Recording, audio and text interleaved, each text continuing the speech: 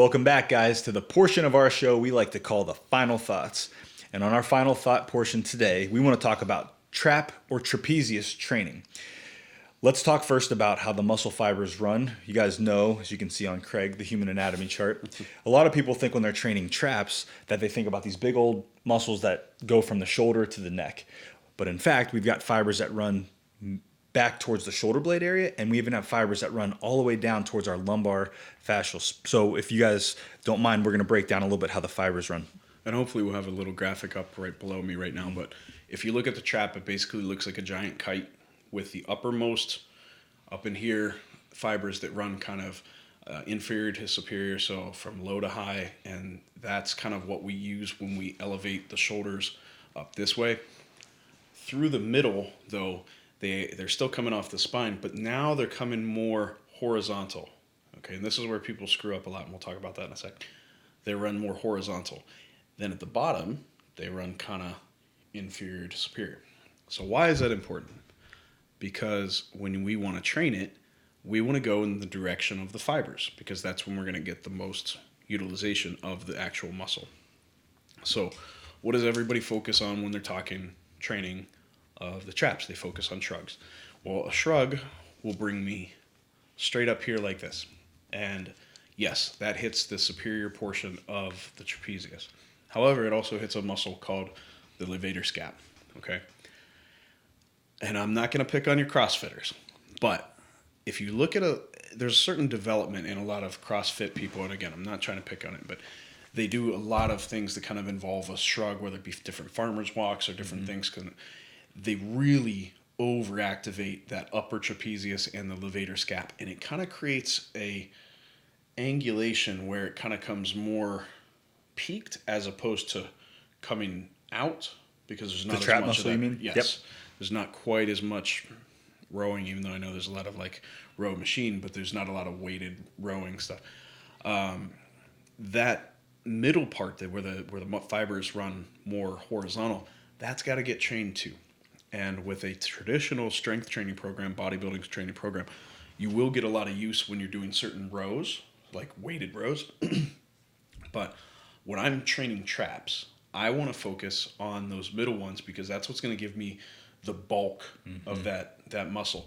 So what I do is I still do a shrug type of a movement, but instead of doing it from, straight down to up, I actually come more of Horizontal. a retraction movement. So what I find is like a T-bar row, and then I shrug through that motion. Now you can also use a low cable, and kind of step away from it a little bit, and you'll get a similar thing. What I find with the cables, though, is a lot of times they just don't have enough weight. Even I don't care that much about weight at a certain point. You have to get some level of resistance.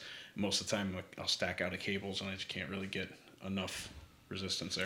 So you're talking, for people who are on the video, they can see the mannerisms that you just gave. If we take the arms out to the side and we have the cable and we're pulling midline, is that also going to get some of the fibers, in your opinion? It will. It's going to get some of the other ones that are connected to the shoulder blade as well, but it definitely will. So sometimes we'll take both of the low cables and kind of do that little bit of a shrug, and then you can walk back just a teeny bit, step back, and then still kind of get that retraction-based motion. I know one of your biggest fears, as well as mine, is we see a lot of internal rotation at the shoulder, and then if we see that compiled with like a rolling motion of the shoulder blade, would you tell someone who has that tendency to almost go out into that wide cable and maybe do a thumbs out so that you're creating an external rotation at the shoulder? Or how do you protect the shoulder joint when it does come to a trap shrug motion? So number one, no rolling, because the rolling of the shoulder, what that'll do is it'll tear up the labrum, and that your humeral head will kind of rub across the labrum, and it's just really not meant to do that. There's too much play in a shoulder for that to be a good thing. So you're just sitting there like sandpapering the labrum down. So just a straight up and down or straight back movement. So don't roll through the motion, number one. Yes, a little bit of external rotation can help. If you are doing a dumbbell version, it's kind of hard to get sometimes.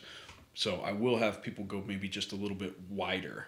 You can't always, depending upon what type of bar you're using, you can't always go to an external rotation unless you're using cables, which again, you can definitely do that.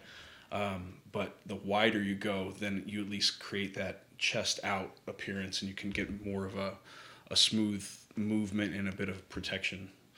The other thing too is you were mentioning about setting the pulley system to be pulling from a higher to a lower to get some of the lower fibers. Yeah, and essentially it's the same type of a movement. It's not a, it's a shrug straight back. It's not a pull. I'm not trying to bend my elbows. It's kind of a hard motion to feel, but I'll load it up and get a bar and just sort of squeeze, the little triangle bar or whatever, and I'll just sort of squeeze. It's only about a 2-inch movement, It's if you very guys can small. see here on video. Yeah, if you're listening, I really suggest you pull onto our YouTube page and watch some of what we're showing here. But I think that's a good way, and you got to hit all of the heads. So upper, middle, and low in order to get that overall complete trap development. And it's really more for, forget about the bodybuilding for a second. It's really more about posture, because when you have that trap and you have that nice strength, it's going to create better over center of gravity posture, and it'll keep you more from, because we're always forward when we talk about the posture all the time. This will kind of create that stability and get you more through that thoracic extension type of a position and have your head over your center of gravity. I got one that kind of drives me a little crazy is when people will go into complete neck extension, or if they just bury the chin into their chest. What would you recommend for someone who's not even realizing what they're doing? Just straight neutral. Okay. Straight neutral as much as you can. I do use a mirror almost always. That way I can look straight ahead. That'll kind of keep me in neutral. It's not because I'm sitting there looking at myself. I know everybody thinks bodybuilders are so vain and they always want to see the mirror to look at themselves. That's really not it for me. I've seen myself for 20 years. I don't really care unless I'm getting ready for a show. But what I do care about is watching my form and making sure that I hold myself to personal accountability in the gym, and I want to make sure that I do that stuff right. So I'm watching, and I'm also looking to make sure, is my left firing the same as my right? Is my, am I going the same height on both sides? Do I have any type of a rolling, or is there some sort of a deficit one side or versus the other? So use that mirror. That definitely helps. It's a good tip. And let's talk real quickly about reps and sets and then frequency throughout the week. I know with calves we talked about it being sometimes multiple. What would you say? So traps definitely get some play whenever we're training shoulders. They also get some work in our back movements. I usually only do one time a week of trap on top of that. If it's a lagging body part, I don't think that there's any problem to do it twice. Reps, I typically do somewhere between 12 and 20. I don't think anything lower than that's going to be beneficial because, again, you're going to be stressing the internal parts, and you're going to actually create a shoulder compression because whatever it is at that point going to be kind of too heavy. I don't think that there's really a whole lot of benefit to be doing 200-pound dumbbell shrugs. Like I said, you got to have some weight on there, but there's still a limit. So if you're into the point where you can only do 6 to 8, my guess is you're going way too heavy for what the structure can allow. Typically, I'll do, like I said, I try to hit them all. I try to hit the upper, middle, and the lower. So I'm usually doing some sort of an upright, whether it be a dumbbell or a cable. Sometimes I'll use a machine, just a couple of shrug machines. And what I do when I do the uprights, I even change my stance. So I'll maybe have it a little in front of me, a little bit behind me, and then right even. And those are going to be my regular ones. Then I'll do either an upright row to get some of the mid, and with that I don't even love the upright rows because it can put your wrist in an awkward position and can actually screw up your elbow, which we were talking about earlier. But I like to do that T-bar mid-range shrug, and then I'll do it off the cable. So usually I'm hitting about 3 sets of 12 to 20 reps depending upon the weight, and that's it, just once a week. So it doesn't take a lot. Squeeze is extremely important. Rep speed is extremely important. I like to go nice and slow. Fast is a no-no.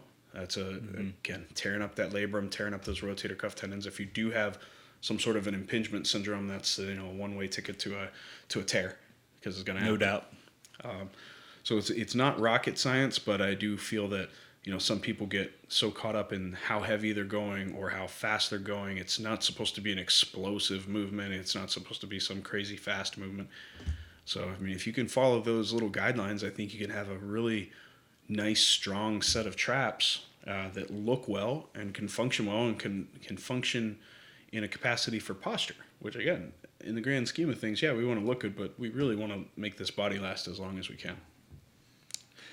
Well, I appreciate the insight. I know they will too. One more thing.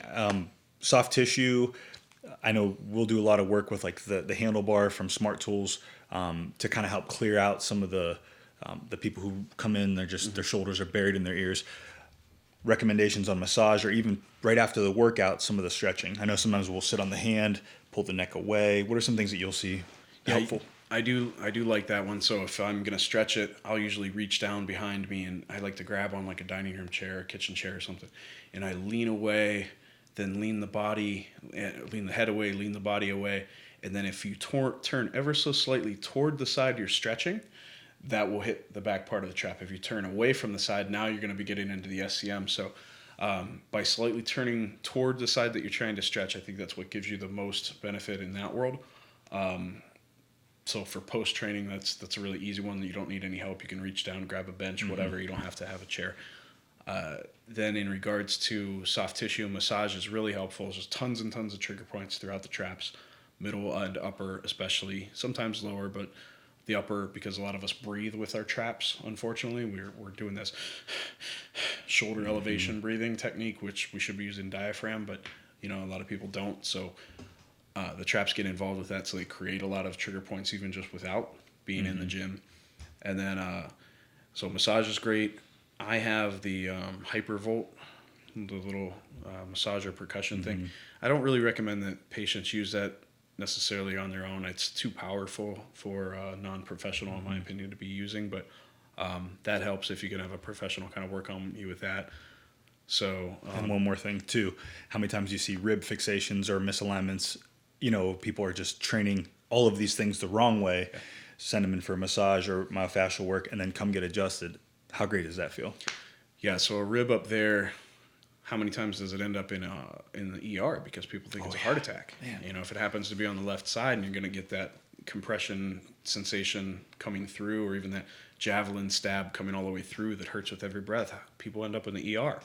So yeah, I think releasing that rib, if it is fixated, if it is out of position, then getting that cleaned up will allow you to breathe normal again and move normal again. Usually, anytime a rib subluxates or gets out of position or gets fixated, you do have to do the soft tissue in addition to. It's never just an adjustment. We were talking earlier with the velvet. That cannot just be an adjustment. It always has to include soft tissue. One of the few times where unless it's super inflamed, I think heat does a little bit better for rib stuff afterwards. But yeah, super important, and from every aspect, the traps become extremely important as far as what we're doing on a regular basis. So cool. It was a great week. Yeah, a lot of information today, and again, thanks to Velvet. She was awesome. Hopefully we'll have her on again. She's always got something cool going on, and we're going to continue to promote her stuff, especially from the rescue aspect. No doubt. And so go visit her stuff. We've got her Instagram handle and Twitter. She does not have a Facebook. She does not, and I want to point that out because she's had so many people try to clone up her Facebook and say this is her or whatever. She does not have a Facebook. She has promised me and every other fan she will never have a Facebook, so if you ever see that, that's fake. Sky is Velvet on IG and Velvel Holler on Twitter, and again, those are going to be below. But thanks to her, and then I think we got a lot of great information. Next week, we're in the gym. Yeah, we're little special on the road trip, and we're going to do behind the scenes with Smart Cuffs. Is that what they're called? Cool. So we'll have Nick Colosi with us, and look forward to that, guys. All right. Hey, everybody have a wonderful week. Be sure to follow us on all of our other social media stuff. We need to be a little bit more active on some of it, so hold us accountable.